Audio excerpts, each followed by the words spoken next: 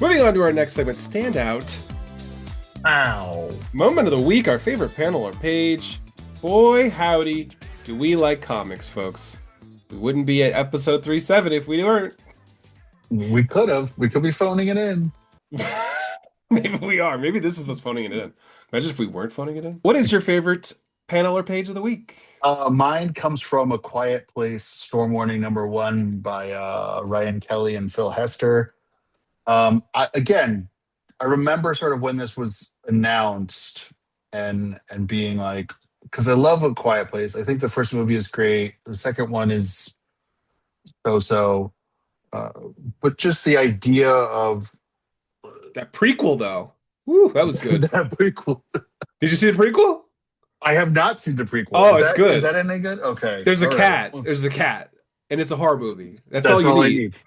need. But this idea of like, I was, I love that book, or I love Yeah. that first film. I think it does its whole premise kind of really well. And that I think if you tried to, even if you, uh, you know, bringing it into comics, like obviously the sound is not an issue, but Mm. the idea of adapting it just felt kind of like tenuous to me. And like, I feel like this moment really, this page does, uh, it it plays up sound as being this kind of big threat. I think you kind of find the lettering here has like a sense of movement. There's like an energy to it. There's almost kind of like a personality with the way like all the words kind of get bigger, and they kind of the way they move in the world and they exist in space, and it just feels like not only you sort of like uh, honoring kind of the premise of the story in general, but you're doing it in a way that feels very tailored to comics as a medium and what they can provide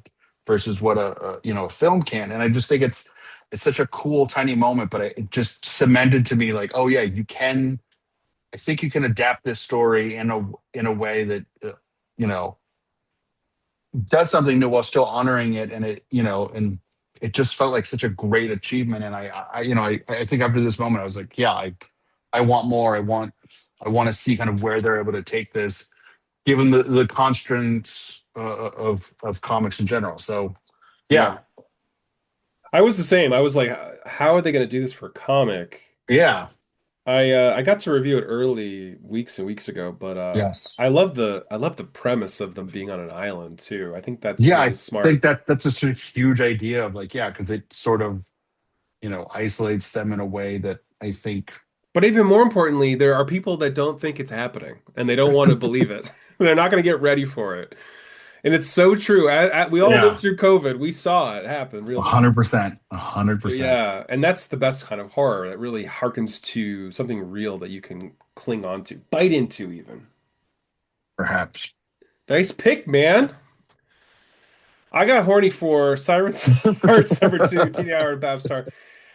There's a bunch of crazy Batman Catwoman moments, but I had to pick this. Honestly, once again, I just want to say there's a lot of panels that I really liked that I could have been here, but I have to talk about Batman is motorboating Batwoman here.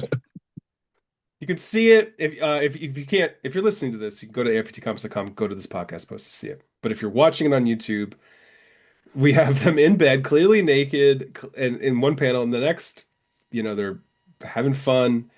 They're not having sex anymore. Okay, it's over. Calm down. No But more of that. but then the third panel, Batman just head first into her breasts, and he's going, I mean, I'm honestly shocked that DC let this happen because there was so much outcry of Batman doesn't go down on women thing 3, 4 years ago, and now Says who? it's This is just clear that he's, uh, an attentive lover. That's what you should take away. honestly, people are horny, and this is why Nightwing's butt is working so well. Like this is maybe why Marvel's books aren't selling because It's not absolute Batman. It's this right here. DC's been leaning into Nightwing's big booty for a couple years now, and yeah, it's not Nightwing's not the #1 book, but it's the fact that they're okay with they're not overly sexualizing for the male gaze necessarily, but they are sexualizing, which is, I think, smart because people are sexual. So why not? They, Anyway, yeah, they want stories like this. I think that they're, especially with like that Harley cartoon that's more adult.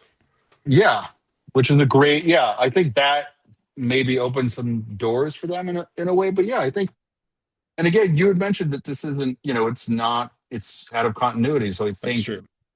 they're Get a away little with more stuff. okay with it. Yeah, getting away with stuff and also just, being a little more blatant and having fun and being silly with it because I think that's what people want to an extent. Oh man, what if this catches fire like the with the Batman Cunnilingus thing and people are like, "That guy's a motorboat. He'd never motorboat." He would never do anything to make anybody else Mm. happy. This has got to be the most adult kapow we've ever had. I'm so sorry. Avert your eyes, Hmm. children.